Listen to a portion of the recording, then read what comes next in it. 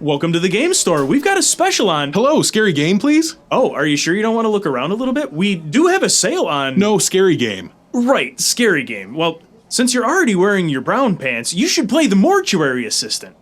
Yeah, they're pretty comfortable, and I felt like they looked good with this shirt.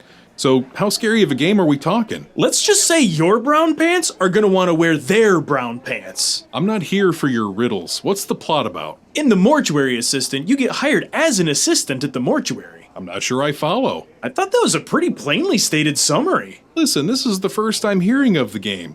All you've done is say the name of the game and comment on my choice of pants for the day. Which was an appropriate color choice, might I add. I wish you would stop commenting on my pants and tell me about the game. Fine, you play as Rebecca, a recent graduate from Mortuary Assistant School. That's a thing? Yup, that's a thing probably, and you get hired to work third shift at Riverfield's Mortuary. I don't even know what a mortuary assistant does. Basically, it's your job to do what people think the mortician does. So, what is the mortician doing there? Being there. He also tells you what to do, which is mostly embalming the bodies and putting them into cold storage. What do you mean, mostly? But since you're the only one there overnight, you're gonna have to do some clerical duties, banish a demon, clean up the supplies after you... I have to do what? Clean up some supplies, you know, the embalming fluid and whatnot. It's a big mess. Oh, the other thing, the scary one. The clerical work? It's not that scary. It's actually kind of boring. Is this a bit where you purposely ignore the actually scary one? Ah, you got me. Yeah, one of the bodies is possessed by a demon. Oh, is this where the scary stuff starts to happen? This is where the scary stuff starts to happen. Yay! So your boss Raymond has you embalm your first body as part of your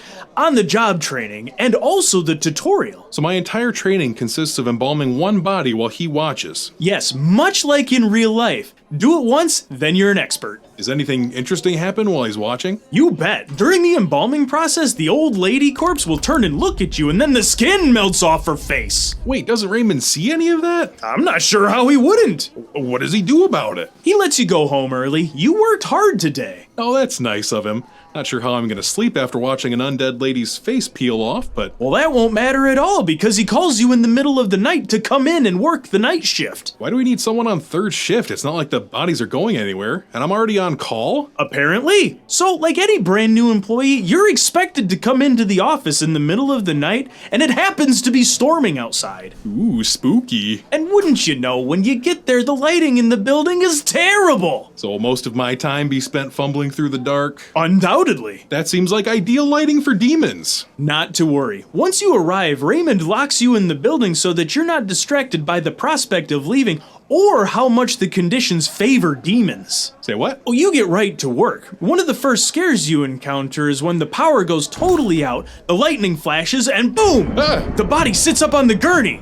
But just for a second. Is that the body that's possessed by a demon then? It sure looks that way, but the fun part is that we don't know that for sure. You have to cremate the correct body in order to send the demon back to hell. Shouldn't we just burn all the bodies just to be safe? It's already gonna be difficult to sell one accidental cremation, so we need to play this one smart. That is a good point. Not a service that you would typically refund. All cremations are final. So how do we figure out which body is the right body to burn? Thankfully, the demon has left all sorts of clues to find on the body. Oh, really? Let me guess.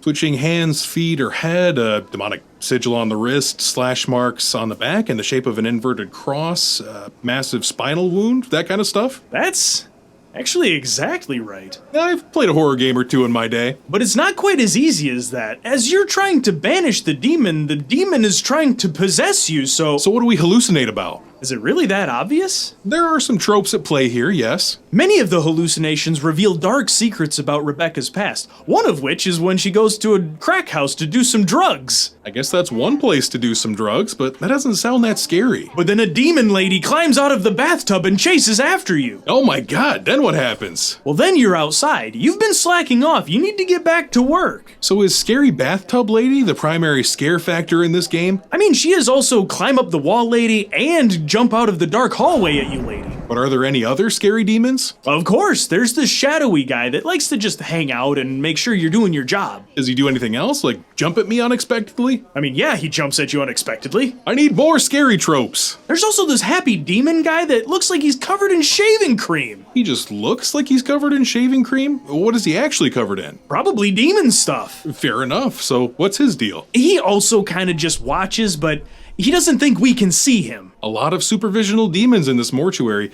Does shaving cream guy do anything like jump at you or something? Nope, this one just kind of slinks back into the shadow realm when he sees you looking at him. Oh, probably needs to go shave. That makes sense. Yeah, that's probably what demons do. So, lots of scary stuff happening when I'm just trying to do my job. What happens if I burn the wrong body? You want to make sure that you cremate the correct body because it would be a bad look if you messed up on your first night on the job. How so? Well, Raymond's not too happy about it, and then he turns into an unwilling contortionist because suddenly you're a force user. Oh, a very sudden shift in character development. Well, no, it's because you're possessed by a demon. Oh, that makes way more sense. And that's just one of several endings, but I don't want to spoil them for you. Yeah, please don't. I really want to experience the rest by myself. In another series of endings, if you don't take your exorcism duties seriously, Raymond will lock you in the basement or in a coffin or something. Oh, there goes another ending. Yeah, sometimes I just can't help myself. So, what do you think? Boy, this game seems really scary.